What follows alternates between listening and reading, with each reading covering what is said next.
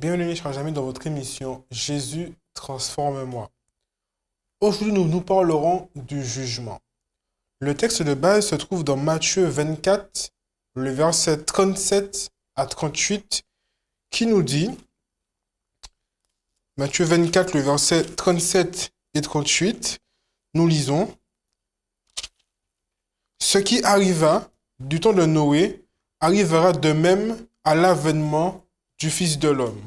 Car dans les jours qui précèdent le déluge, les hommes mangèrent et buvaient, se mariaient et mariaient leurs enfants, jusqu'au jour où Noé entra dans l'arche. Chers amis, pour comprendre ce qui se passe ou ce qui doit se passer dans nos jours, nous devons comprendre d'abord ce qui s'est passé du temps de Noé. Pour nous donner des éléments de réponse, j'ai avec moi sur le plateau le pasteur Pierre Dufait.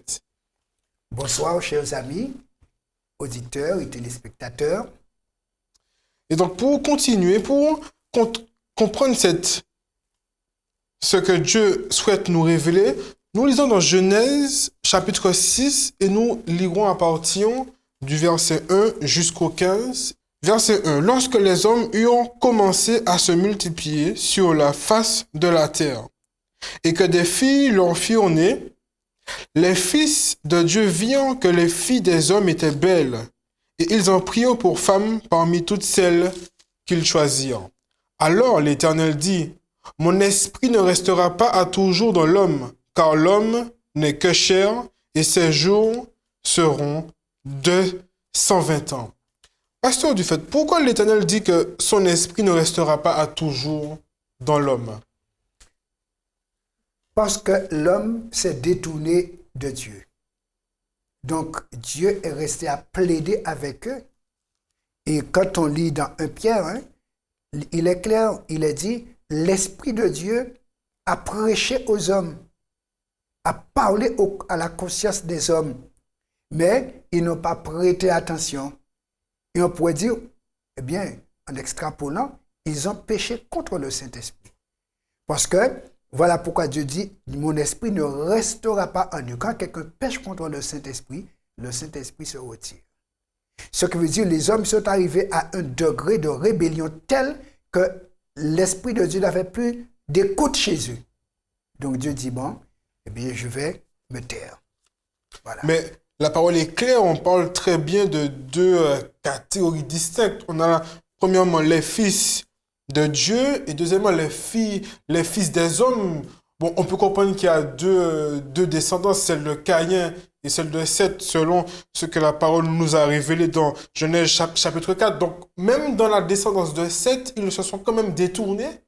Voilà pourquoi dans Exode et dans Deutéronome, Dieu interdit au peuple d'Israël de se marier avec les peuples étrangers parce que Dieu a été clair. Ils vont vous détourner de moi. Donc, cela a toujours été le fait que la descendance de Seth, les garçons, ont vu les filles de la descendance de Caïn, ils se sont alliancés. On connaît le jeu de l'amour. L'amour demande toujours un engagement total, corps, âme et esprit. Et comme ils se sont engagés dans l'amour, eh bien, leur cœur a suivi le cœur de leur femme. Et comme leurs femmes étaient des rebelles contre Dieu, eh bien, le temps passant, les femmes ont joué d'influence sur leur mari, leur faisant délaisser Dieu. Et cela n'est pas étonnant, puisque depuis l'Éden, on voit Ève mange le fruit, elle convainc son mari de manger. On voit Salomon aussi plus tard dans l'histoire commettre la même erreur. Remarque bien, il s'est marié avec 700 femmes, beaucoup de femmes étrangères, et la Bible est claire, ces femmes détournèrent son cœur de Dieu. Pourtant, c'était un homme à qui Dieu a donné sagesse et intelligence, de la richesse. Mais malgré toute cette intelligence et cette sagesse, ces femmes, avec le temps, ont su le convaincre de faire des idoles et de mettre dans la cour du temple pour elles. Mais en plus, après avoir fait ces idoles, lui-même s'est mis à genoux devant eux, alors que Dieu lui a parlé en direct. C'est le jeu d'influence et le mal a souvent la domination sur les esprits des fils de Dieu lorsqu'ils sont en désobéissance. Ce que tu dis est quand même très intéressant. Cela soulève un petit peu un questionnement. C'est-à-dire que dans le cadre du conflit cosmique, puisque nous y sommes pleinement, alors l'enjeu, en fait, ce qui va vraiment déterminer si nous serons victorieux ou pas, ce sera, on peut dire que le choix du conjoint est important et que ça a sa place centrale dans ce que nous allons entreprendre plus tard. Tout à fait. Puisque dans ce jeu, dans le couple, il y a un jeu d'influence et d'intimité. Et nous avons 3 dimensions, corps, âme et esprit. Et lorsque les corps se sont unis, automatiquement, l'âme commence, avant que les corps s'unissent, l'esprit tombe d'accord. Ensuite, l'âme qui est la partie affective. Et ensuite, lorsque l'esprit, la partie intellectuelle, et l'âme, la partie affective, sont tombés d'accord, les corps tombent d'accord. Et c'est là où il y a intimité. Et dans ce jeu d'intimité, eh bien, comme mon esprit fréquente le tien souvent, eh bien, je vais m'adapter à ton esprit pour être un avec toi. Puisque le jeu du mariage, c'est que les deux deviennent un. Donc, lorsque nous faisons, on peut même dire, une mauvaise alliance, ce que l'Éternel déclare dans Genèse, chapitre 6, le verset 5, l'Éternel vit que la méchanceté des hommes était grande sur la terre et que toutes les pensées de leur cœur se portaient chaque jour uniquement vers le mal. Cela veut dire qu'à travers de mauvais choix, par exemple le choix du conjoint, puisque là on parle vraiment d'union entre les filles des hommes et les fils de Dieu, à cause de cette mauvaise union, même union contre nature, si on peut s'exprimer ainsi, en fait, nos cœurs, nos âmes peuvent être complètement tournés vers le mal. Oui.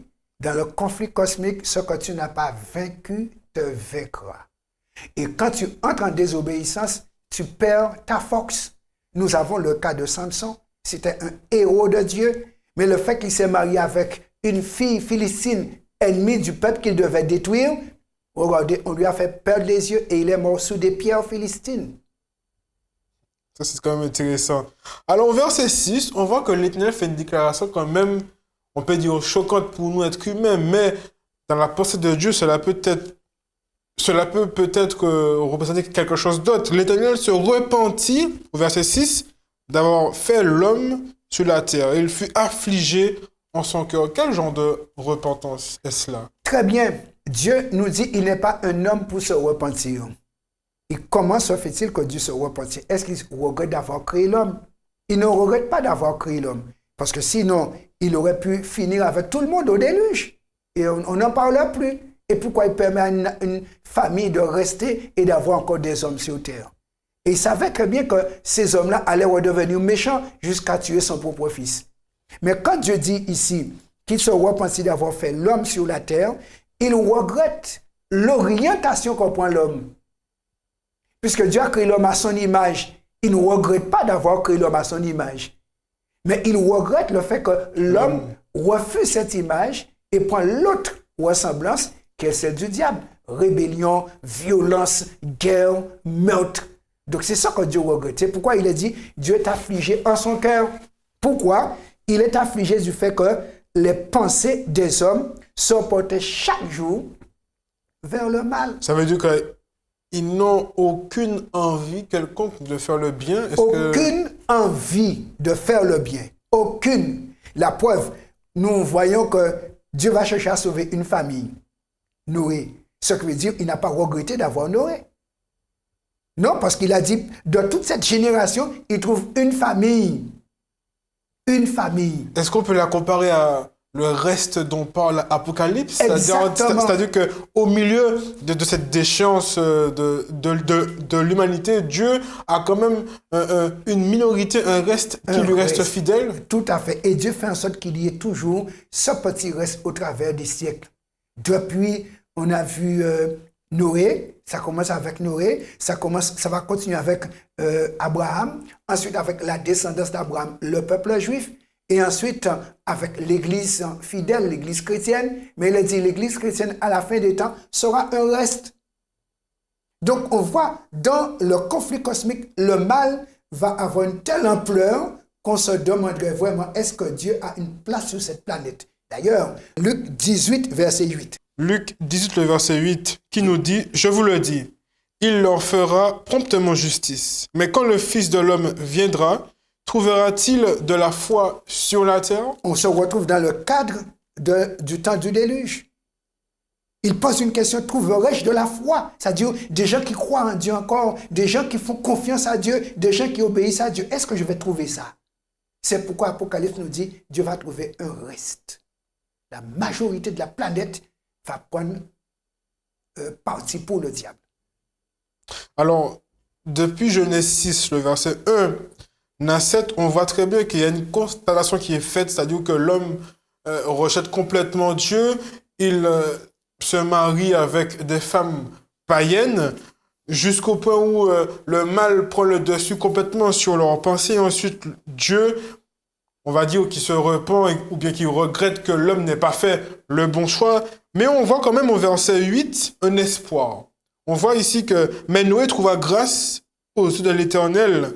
Donc cela veut dire encore une fois que Noé était vraiment dans les voies de l'Éternel. Dieu lui a fait grâce en fait. Voilà. Quand tu prends l'option de croire en Dieu et d'aller dans la direction qu'il souhaite pour toi, tu trouves grâce à ses yeux. Donc on voit, il est affligé d'un côté pour les autres, mais voici un homme qui lui fait plaisir. Donc Dieu ne regrette pas d'avoir fait l'homme, parce que sinon, il n'aurait pas regardé Noé.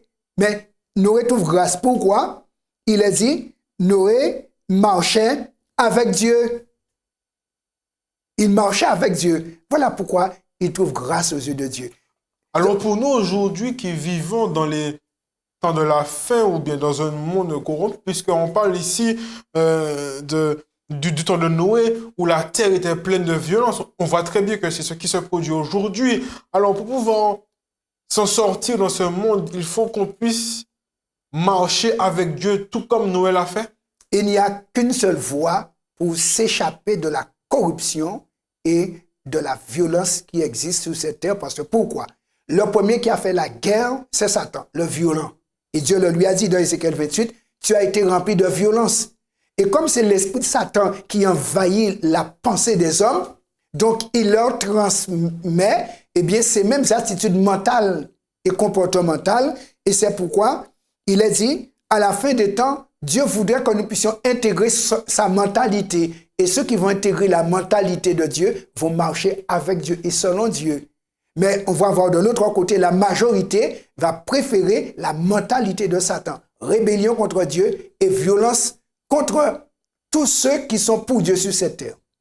Et c'est pourquoi il est dit dans Apocalypse 12, verset 17, le dragon ira faire la guerre à la femme et à sa postérité. Le reste encore qui continue à marcher avec Dieu sur cette terre.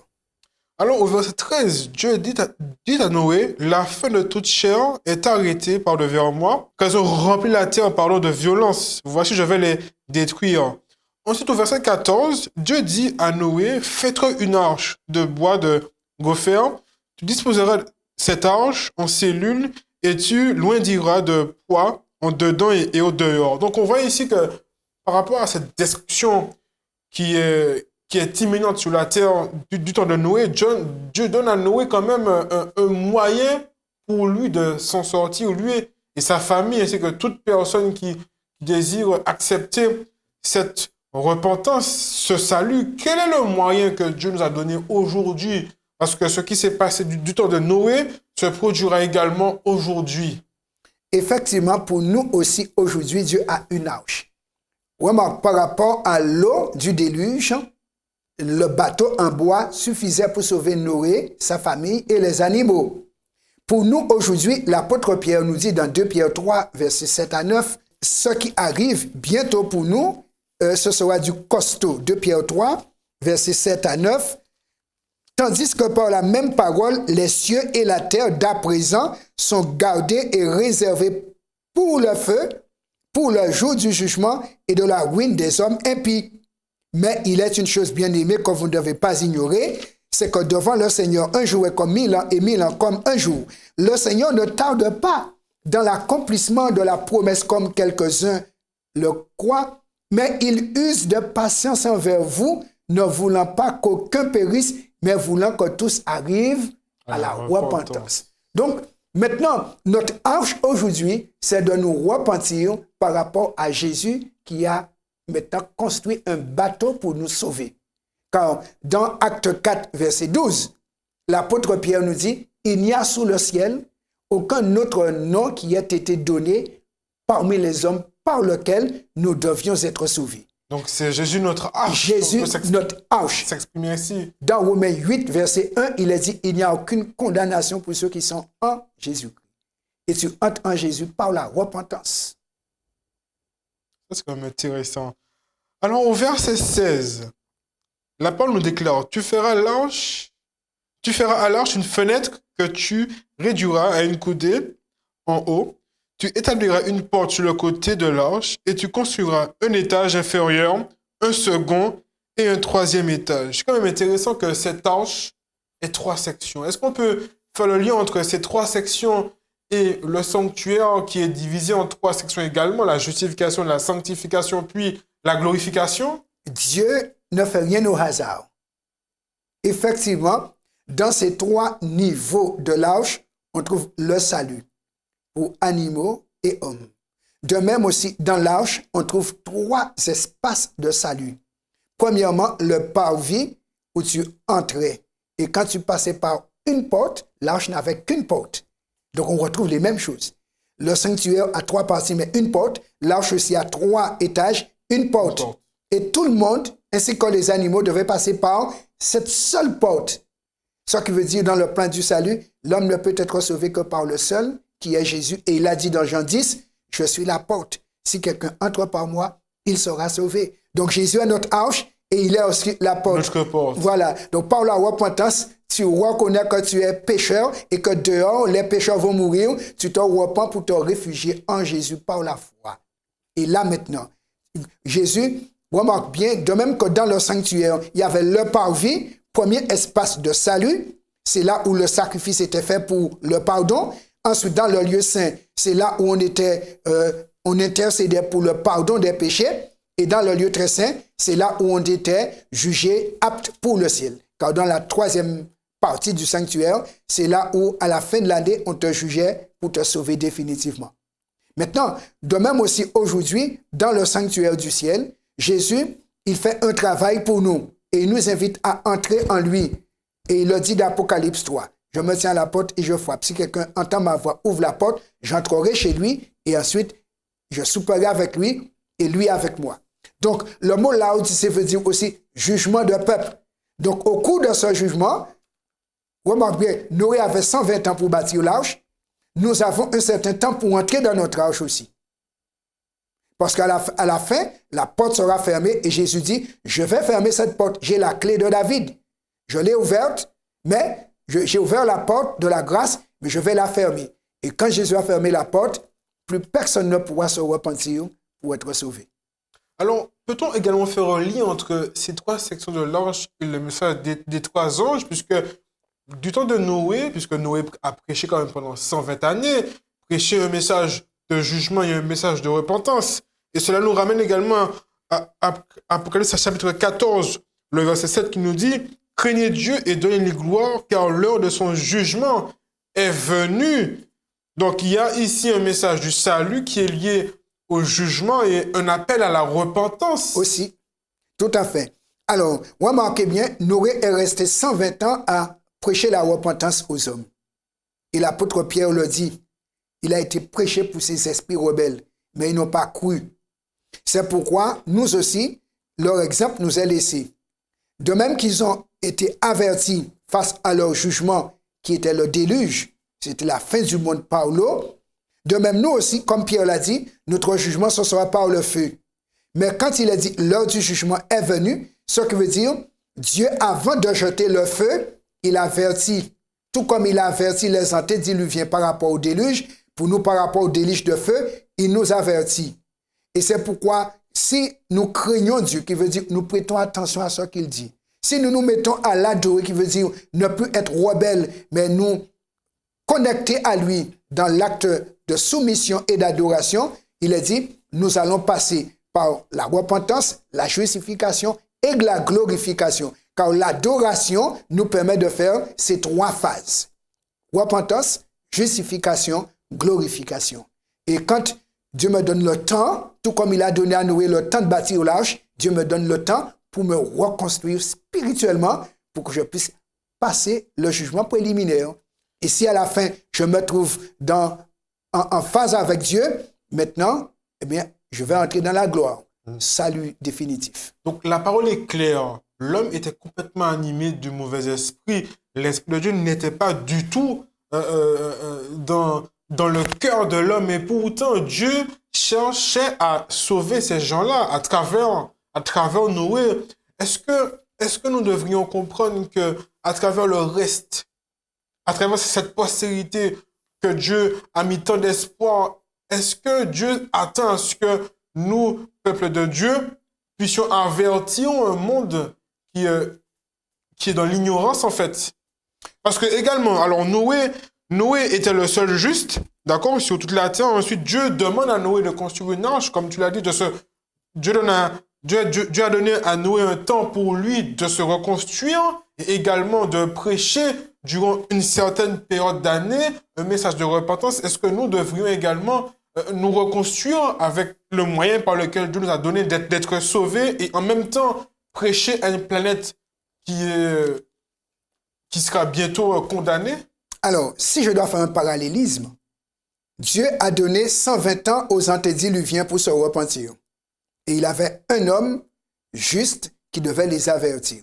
Les hommes ont écouté Noé pendant 120 ans sans se repentir. Un reste sur la population. Maintenant, on peut dire le temps du jugement préliminaire, Dieu nous a fait savoir, a commencé en 1844. Aujourd'hui, nous sommes à 174 ans depuis le début du temps du jugement préliminaire. Donc, on est même au-delà des 120 années que... Au-delà de 54 ans, des 120 années que Dieu avait données aux antédiluviens. Et comme c'est le feu qui vient, l'apôtre Pierre nous dit, dans 2 Pierre 3, on l'a lu, mais, verset 9, le Seigneur use de patience, ne voulant qu'aucun périsse. Voilà pourquoi le reste doit être main auxiliaire de Dieu dans la prédication des 3 derniers messages avant le feu. Craignez Dieu, donnez-lui gloire, Babylone qui est tombée, sortir de Babylone, et ensuite adorer pas une créature, mais le Créateur. Voici les 3 derniers messages. Et si aujourd'hui le reste, fidèle à Dieu dans l'adoration, avertit le monde et que le monde se laisse avertir, tous ceux qui se laissent avertir, automatiquement vont entrer en Jésus, la seule arche disponible face au feu. Donc, vivons dans le temps de la fin, c'est vraiment le moment pour nous de nous détacher de toute souillure, de tout amusement mondain pour que nous puissions laisser l'Esprit de Dieu nous remplir et nous transformer. Tout à fait. Voici le message qui est adressé maintenant à l'humanité face au feu qui arrive. Apocalypse 18, versets 1 à 4. Après cela, je vis descendre du ciel un autre ange qui avait une grande autorité et la terre fut éclairée de sa gloire. Donc, de même que tous les habitants au temps de Noé ont entendu le message de Noé face au déluge, maintenant, par rapport au déluge de feu, il a dit, toute la terre sera éclairée. Dieu ne veut que personne périsse dans l'ignorance. Donc, cela veut dire qu'à un moment donné, tout homme aura la connaissance de la vérité et pourra faire un choix. Un choix, soit entrer dans l'arche ou ne pas entrer, accepter Jésus ou ne pas l'accepter. Et là, il a dit, elle est tombée, Babylone la grande, elle est devenue une habitation de démons, un repère de tout esprit impur, un repère de tout oiseau impur et odieux. Parce que toutes les nations ont bu du vin de la fureur de son impudicité et que les rois de la terre se sont livrés avec elle à l'impudicité et que les marchands de la terre se sont enrichis par la puissance de son luxe. Et j'entendis du ciel une autre voix qui disait, sortez du milieu d'elle, mon peuple, afin que vous ne participiez point à ses péchés et que vous n'ayez point de part à ses fléaux. Donc, les fléaux vont bientôt commencer à tomber. Donc, Dieu lance un dernier message d'avertissement à tous les habitants de la terre. Sortez de la confusion, sortez dans l'impudicité morale et spirituelle, sortir dans toute dépravation pour, comme on dit, entrer en repentance, pour adorer le Créateur, sortir de la corruption, parce qu'on voit, les démons sont dans, on peut dire, le management de la planète maintenant. Et si les démons, ce sont ceux qui dirigent la planète, Dieu dit, attention à ce que vous êtes, à ce que vous faites et à ce que vous êtes et là où vous êtes. Attention, parce que quand il dit sortez, ce qui veut dire on doit regarder où on évolue, dans quoi, dans quelle mentalité, avec quelle moralité, parce que c'est ce que Dieu va juger. Et si nous restons dans une mauvaise moralité, dans une mauvaise mentalité, dans une mauvaise adoration, automatiquement, les fléaux vont nous toucher. Alors, parce que du fait, ce que tu dis vraiment nous touche, moi, premièrement, et j'espère que ceux qui nous regardent sont vraiment touchés par ce message de jugement, parce que les choses se passent de manière très rapide. Et nous voyons, comme la parole le dit si clairement, que la terre est remplie de violence. Nous voyons l'impudicité, l'immoralité se propager comme si c'était quelque chose de naturel. Alors, pasteur, peux-tu vraiment faire cette courte prière pour vraiment permettre au Saint-Esprit de sceller cette parole dans chaque esprit de ceux et de celles qui nous regardent, pour que le Saint-Esprit fasse ce travail en nous et que nous puissions vraiment prendre à cœur le message du jugement, de justice et de paix que Dieu souhaite que nous puissions prendre en compte dans notre vie. Nous pouvons prier. Éternel, notre Père, notre Dieu, tu es si bon, si miséricordieux, comme tu l'as démontré au temps de Noé et tu le démontres encore aujourd'hui. Tu ne veux qu'aucun homme périsse et tu donnes à chacun le temps en lui donnant des avertissements, en lui donnant le temps de changer de comportement, en lui donnant la possibilité de croire en toi, d'accepter d'entrer dans ton arche. Aujourd'hui, notre arche, c'est Jésus, le Sauveur du monde. Tu nous invites à la repentance. Donne-nous, par l'Esprit, le goût pour la justice, pour que nous puissions haïr le mal, nous en détourner, même s'il a bon goût, sachant que c'est du poison, et que nous puissions nous tourner vers toi résolument, en soumission, en dépendance, en adoration, pour nous mettre en conformité avec le ciel. Sauve-nous par le sang de Jésus et remplis-nous de ton esprit qui doit nous sceller contre le mal. Nous te prions au nom de Jésus. Amen. Amen. Chers amis, vous l'avez compris, nous sommes dans le temps de la fin. La terre est remplie de violence et Dieu cherche ce reste, cette minorité qui prend part pour Jésus-Christ. J'espère que ces paroles seront gravées par cet esprit dans vos cœurs et que vous puissiez vraiment prendre à cœur la sanctification sur laquelle nous verrons le Seigneur. C'était votre émission Jésus, transforme-moi.